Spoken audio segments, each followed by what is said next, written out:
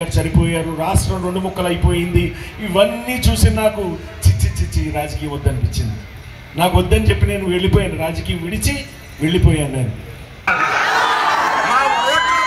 జాతి మాది కాదు, నీతికి నిలబడే జాతి ఏదైనా ఉంది అంటే అది అగ్రికుల క్షత్రియులు.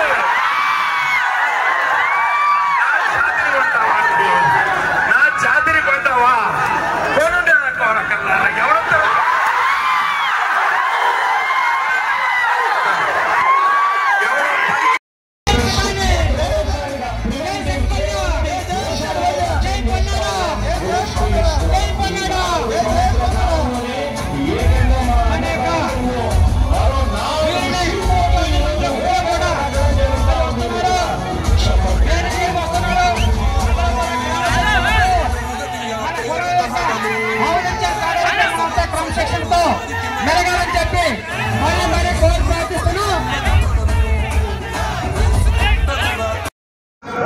మనల్ని ప్రేమించే, మీకన్నా ఎక్కువ ప్రేమించే ఎస్సీలు నాకు అండగా ఉన్నారు. మీరు ప్రేమించారంటే దానికి ఒక అర్థం ఉంది, ఎందుకంటే మీ కులస్తుడు కాబట్టి. ఏ సంబంధం లేకపోయినా ఎస్సీలు నేనంటే ప్రాణం ఇచ్చేస్తారు ఇవాళ. అలాగే సెట్టిబల్జీల్లో మనల్ని అభిమానించే వాళ్ళు ఉన్నారు, కాపుల్లో మనల్ని అభిమానించే వాళ్ళు ఉన్నారు, ఆఖరికి మన ప్రత్యర్థి రాజులైన రాజుల్లో క్షత్రియుల్లో కూడా మనల్ని అభిమానించి మన విజయానికి కృషి చేస్తున్న వాళ్ళు ఉన్నారంటే కొన్నాడు సతీష్ యొక్క వ్యక్తిత్వాన్ని ఒక్కసారి అర్థం చేసుకోవాలి. నిన్న మొన్న ఏదో సోషల్ మీడియాలో హల్చల్ చేస్తుంది ఒకటి, నేనేదో మన కులాన్ని పొగుడుతూ ఇతర కులాలను నేను కించపరిచానని. కొన్నాడు సతీష్ ఎప్పుడు అలాంటి వ్యక్తిత్వం ఉన్న మనిషి కాదు. ఒక కులం వేస్తే ఏ ఒక్కడు కూడా ఎమ్మెల్యే అవ్వలేడు. అందరి అభిమానం పొంది అందరి ప్రేమ ఇవాళ ఉంటేనే ఇవాళ ఎమ్మెల్యే అవుతాడు. 2 సార్లు ఈ నియోజకవర్గంలో మన ఎమ్మెల్యే అయ్యాము అని అంటే అన్ని సామాజిక వర్గాలు కూడా మనల్ని ప్రేమించి ఇవాళ మనకు అవకాశం ఇచ్చినాయి. ఒక్కసారి ఎమ్మెల్యే అవ్వడం అంటే ఏదో గాల్లో అయిపోయాడు రా అని అనుకోవచ్చు. 2వసారి ఎమ్మెల్యే అవ్వాడంటే ఆడి గుణగణాలు మంచి అయి ఉండాలి, ఆడి పరిపాలన నచ్చి ఉండాలి, ఆడి పరివర్తన ఏదైతే ప్రవర్తన బాగుండి ఉండాలి. అందరినీ సమభాగంతో అందరినీ కూడా ఒకే రకంగా చూస్తేనే వాడు 2వసారి ఎమ్మెల్యే అవుతాడు. ఇవాళ 3వసారి మనకు భగవంతుడు జగన్మోహన్ రెడ్డి గారు అవకాశం ఇచ్చాడు. మీ అందరి ఆశీస్సుల కోసం నేను ఈ రోజు రావడం జరిగింది మీ ఊరు. చాలా సంతోషంగా ఉంది. ఇంత పెద్ద సభ, సెట్టిబల్జీలకు సంబంధించిన ఒక ఆత్మీయ సమావేశం ఇంతమందితో ఇక్కడ నిర్వహించుకోవడం అనేది నిజంగా నేను ఊహించలే. వీళ్ళు అన్నారు కానీ నేను ఊహించలే. నేను ఊహించిన దానికి రెట్టింపు వచ్చి మీరు మాపై ఉన్న ప్రేమని మీరు చూపించారంటే జీవితాంతం మీకు రుణపడి ఉంటాం, జీవితాంతం రుణపడి ఉంటాం.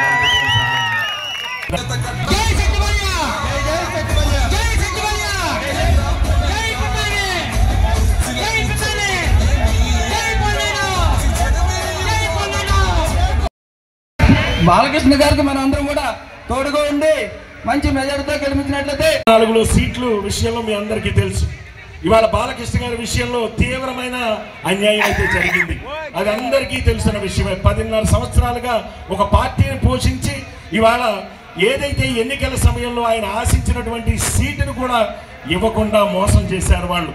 పవన్ కళ్యాణ్, జనసేన పార్టీ మొట్టమొదటి ఏదైతే ఆయనకి సీట్ ఏదైతే రాలేదో నా నుంచే మొట్టమొదటి ఫోన్ వెళ్ళింది. నేనే ఫోన్ చేశాను. నేను అన్నా నీకు ఆ పార్టీలో అన్యాయం జరిగింది, నా వల్ల నీకు నష్టం గతంలో జరిగింది, ఆ నష్టాన్ని నేను భర్తీ చేస్తా, నువ్వు నాతో పాటు నడువు, ఇద్దరు రామలక్ష్మణులాగా ముమ్మడివరం నియోజకవర్గాన్ని పరిపాలిందామని చెప్పి ఏదైతే నేను అన్నానో దానికి ఆయన నేను ఒక 2-3 రోజులు ఆలోచన చేసి చెప్తా అన్నారు. నా కింద నాతో పాటు పనిచేసిన వాళ్ళు ఎవరైతే ఉన్నారో వాళ్ళందరూ కూడా ఆలోచన చేసి చెప్తానని చెప్పి ఒక మాటని దాని లోతుల్లోకి నేను పోను. ఒకటి నేను మాట్లాడాలి, నా అన్న గురించి నేను మాట్లాడాలి, ఇంకా మిగతాది నేనేం మాట్లాడాలి. ఏదైతే 2009 నుంచి 14 వరకు నేను ఎమ్మెల్యే చేశాను, 2009లో నాకు రాజశేఖర రెడ్డి గారు సీట్ ఇస్తే 2009 నుంచి 14 వరకు నేను పోటీ చేసినప్పుడు రాజశేఖర రెడ్డి గారు చనిపోయారు, రాష్ట్రం 2 ముక్కలు అయిపోయింది. ఇవన్నీ చూసి నాకు చిచ్చి రాజకీయం వద్దనిపించింది. నాకు వద్దని చెప్పి నేను వెళ్ళిపోయాను, రాజకీయం విడిచి వెళ్ళిపోయాను నేను. అలాంటి టైంలో 2014లో గుత్తుల సాయి గారు అనుకుంటే ఇక్కడ పోటీ చేశారు. చేసిన తర్వాత ఆయన ఓటమి చెందిన తర్వాత నా కొద్ది పార్టీ అని ఆయన వెళ్ళిపోయాడు. ఆ రోజు పార్టీని భుజాస్కంధాలపై వేసుకుని 3.5 సంవత్సరాల పార్టీని ఇవాళ ఆయన పోషించాడు. ఆయన పార్టీని పోషించడం అంటే మామూలు విషయం కాదు. ఒక బీసీ కులస్తుడు ఇవాళ ఒక జనరల్ సీట్లో ఇవాళ పార్టీని పోషించడం అంటే అంత ఆషామాషి కాదు. అలాంటిది 3.5 సంవత్సరాలు కష్టపడ్డాడు. ఏమైందో ఏంటో తెలియదు కానీ నన్ను జగన్మోహన్ రెడ్డి గారు కబురు చేశారు, నేను వెళ్ళలే. సంవత్సరం పాటు నా కోసం నన్ను కబురు పెడుతూ ఉన్నారు, నేను వెళ్ళలేదు. ఒకరోజు నన్ను కబురు పెట్టి అక్కడ మత్స్యకారులకు సీట్ ఇవ్వాలి, మత్స్యకారులకు వేరే చోట సీట్ ఇవ్వడానికి అవకాశం లేదు, సెట్టుబల్జీలకి మీ పక్కనే ఉన్న రామచంద్రపురంలో ఇస్తున్నాము, ఇవాళ నీకు ముమ్మడివరం సీట్ ఇస్తామని చెప్పి నాకు చెప్పారు. తప్పన్నా, నా సాటి బీసీ కులస్తుడు అక్కడ 3.5 సంవత్సరాలుగా పనిచేస్తున్నాను. 3.5 సంవత్సరాలుగా ఆ నియోజకవర్గంలో కష్ట నష్టాలన్నీ పడి ఇవాళ పార్టీని పోషిస్తున్న వ్యక్తిని కాదని నాకు ఇవ్వడం కరెక్ట్ కాదు. నాకు మీ ఆఫర్ నాకు అవసరం లేదని కూడా నేను డైరెక్ట్గా చెప్పాను.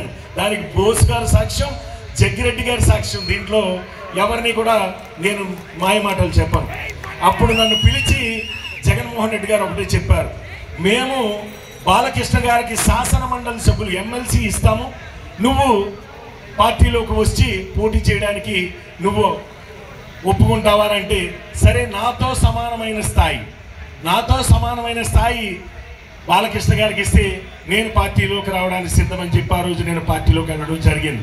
తర్వాత పరిణామాలు ఇందాక అన్న చెప్పారు, ప్రజల నుంచి ఎన్నిక కావాలనే కోరిక వల్ల నేను వేరే పార్టీలోకి వెళ్ళిపోయానని చెప్పి మీ అందరికీ తెలుసు. 2019లో నేను ఎమ్మెల్యే అయ్యాను. నేను 2019 నుంచి 2024 ఏదైతే ఇప్పటి వరకు ఈ నియోజకవర్గంలో ఎవరైతే మనతో పాటు ప్రయాణం చేస్తున్న వాళ్ళు ఎవరైతే ఉన్నారో, ఈ వేదిక మీద ఉన్న సెట్టుబల్జీ సోదరులందరూ కూడా ఎంతో ప్రేమ చూపిస్తూ సాటి బీసీ కులస్తుడిగా నాకు వాళ్ళ పూర్తి అండదండలు అందిస్తూ ఇవాళ నేను పరిపాలన చేయడానికి నాకు పూర్తిగా సహకరించినటువంటి వేదిక మీద ఉన్న పేరున చెప్పచ్చు, వీళ్ళందరూ కూడా నా ఆత్మీయులు, ఆత్మ బంధువులు, నన్ను నడిపించిన రథసారథులు వీళ్ళందరూ కూడా.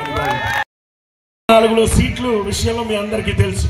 ఇవాళ బాలకృష్ణ గారి విషయంలో తీవ్రమైన అన్యాయం అయితే జరిగింది, అది అందరికీ తెలిసిన విషయమే. 10.5 సంవత్సరాలుగా ఒక పార్టీని పోషించి ఇవాళ ఏదైతే ఎన్నికల సమయంలో ఆయన ఆశించినటువంటి సీటును కూడా ఇవ్వకుండా మోసం చేశారు వాళ్ళు.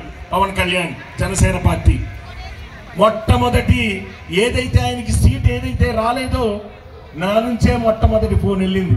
నేనే ఫోన్ చేశాను. నేను అన్నా, నీకు ఆ పార్టీలో అన్యాయం జరిగింది, నా వల్ల నీకు నష్టం గతంలో జరిగింది, ఆ నష్టాన్ని నేను భర్తీ చేస్తా, నువ్వు నాతో పాటు నడువు, ఇద్దరు రామలక్ష్మణులాగా ముమ్మడివరం నియోజకవర్గాన్ని పరిపాలించామని చెప్పి ఏదైతే నేను అన్నానో దానికి ఆయన నేను ఒక 2-3 రోజులు ఆలోచన చేసి చెప్తా అన్నారు. నా కింద నాతో పాటు పనిచేసిన వాళ్ళు ఎవరైతే ఉన్నారో వాళ్ళందరూ కూడా ఆలోచన చేసి చెప్తానని చెప్పి ఒక మాటని, తర్వాత ఆ 2-3 రోజుల్లో ఈ వేదిక మీద ఉన్న నాయకులే కాకుండా, ఒక్క సెట్టిబల్జీ నాయకులే కాకుండా నియోజకవర్గంలో ఉన్న అన్ని కులాల నాయకులు కూడా బాలకృష్ణ గారి ఇంటికి వెళ్ళి ఇవాళ మన పార్టీలోకి తల్లి లాంటి వైఎస్ఆర్ కాంగ్రెస్ పార్టీ మీరు ఏదైతే ముందు నుంచి ఉన్నారో ఆ పార్టీలోకి రమ్మని చెప్పి అందరూ ఆహ్వానించినప్పుడు ఆయన సానుకూలంగా స్పందించడం, నేను కూడా చాలా స్పష్టమైన హామీ తెచ్చాను.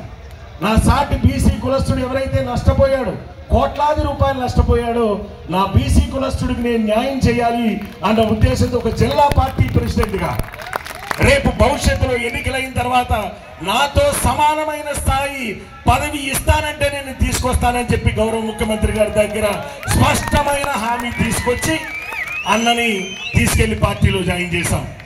ఇవాళ అన్న చెప్పకూడదు కానీ నేను ఒక 16 గంటలు మాత్రమే పనిచేస్తుంటే తమ్ముడు గెలుపు కోసం 20 గంటలు పనిచేస్తున్నాడు. ఇవాళ రోజు రాత్రి ఫోన్ చేస్తాడు, తమ్ముడు ఏం చేస్తున్నావురా అంటాడు. అన్నా, నేను మంచం మీద ఉన్నాను, పడుకుంటున్నాను. నువ్వు బాగానే పడుకుంటున్నావురా, ఏదో ఏదో అంటారబ్బా, ఇంటి పెళ్ళి ఎవరు సాగుకు వచ్చిందని అంటారు, సుబ్బు పెళ్ళి ఏదో చెప్తా ఉంటాడు రాత్రి మంచం మీద. ఇవాళ అంతే కష్టపడుతూ ఇవాళ నా గెలుపు కోసం ఇవాళ నిజాయితీగా నిష్పక్షపాతంగా ఇవాళ గెలుపు కోసం నా గెలుపు తమ్ముడు గెలవాలి అనే కసితో పనిచేస్తున్నాడు. ఇవాళ మీ అందరికీ నేను ఒకటి చెప్తున్నా, ఇవాళ అన్న ఏదైతే నా కోసం పనిచేస్తున్నాడు, అన్న ఏదైతే పార్టీ కోసం పనిచేస్తున్నాడు, ఇవాళ పార్టీ ఆయనకి తగినటువంటి గుర్తింపుని తెచ్చే బాధ్యత నాది, పూర్తి బాధ్యత నాది. అన్నని నాతో సమానమైన స్థాయి, నాకంటే ఒక మెట్టు పైనే ఉండేలాగా ఇవాళ నేను చాలా స్పష్టమైన హామీ జగన్మోహన్ రెడ్డి గారు ఇవ్వడం జరిగింది. శాసన మండలి సీటు ఇవాళ ఇవ్వడమే కాకుండా రేపు 2029లో ఏదైతే ఈ రాష్ట్రంలో 170 స్థానాల నుంచి 175 నుంచి 225 స్థానాలు ఏదైతే పెరుగుతాయో ఎక్కడో చోట నీకు పోటీ చేసే అవకాశం కూడా ఇస్తానని చెప్పారు. ముఖ్యంగా నేను ఈ 5 సంవత్సరాలు నేను చూసినంత వరకు అన్నగారు నాతో పోటీ పడినప్పుడు కొంతమంది ఎవరైతే మీ సంఘస్థులు ఉన్నారో అన్నగారికి చేశారు, తప్పులేదు. కానీ ఇతర కులస్తుల దగ్గర అగ్రవర్ణాల దగ్గర ఎలా ఉంటుందో తెలుసా? వాళ్ళు ఏ పార్టీకైనా చేసేస్తారు, అధికారి ఎవరి దగ్గరికి వస్తే వాళ్ళు వచ్చి పనులు చేయించేసుకుంటారు. కానీ బీసీల దగ్గర ఆత్మగౌరవం ఎక్కువ. ఎక్కడా కూడా గమ్ముని ఏమన్నా అంటాడేమో, గమ్ముని ఏదైనా అంటే మనం చిన్నపుచ్చుకోవాలేమో అని చెప్పి ఎప్పుడు కూడా నా దగ్గరికి రాలే. ఎప్పుడు కూడా ఆ నిజాయితీ ఉంది మన దగ్గర. బీసీ కులస్తులు చిన్న కులస్తుల దగ్గర ఆ నిజాయితీ ఉంటుంది. ఇవాళ ఆ నిజాయితీయే మనని జగన్మోహన్ రెడ్డి గారు గుర్తించి ఇవాళ ఎవ్వరూ ఇవ్వనటువంటి విధంగా బీసీలకి అగ్ర తాంబూలం ఇచ్చి ఇవాళ సెట్టిబల్జీ సామాజిక వర్గానికి ఈ 2 జిల్లాల్లో 10 ఉన్నతమైన పదవులు ఇచ్చారంటే ఇప్పటి వరకు రాజకీయ చరిత్రలో ఈ 2 జిల్లాల చరిత్రలో ఏ పార్టీ కూడా ఇంతమందికి రాజకీయంగా ఒక హోదా ఇచ్చిన పార్టీ లేదు. దానికి మటుకు ఖచ్చితంగా మీరు అందరూ జగన్మోహన్ రెడ్డి గారికి కృతజ్ఞత తెలియజేయాలి, గట్టిగా తప్పట్లు కొట్టి.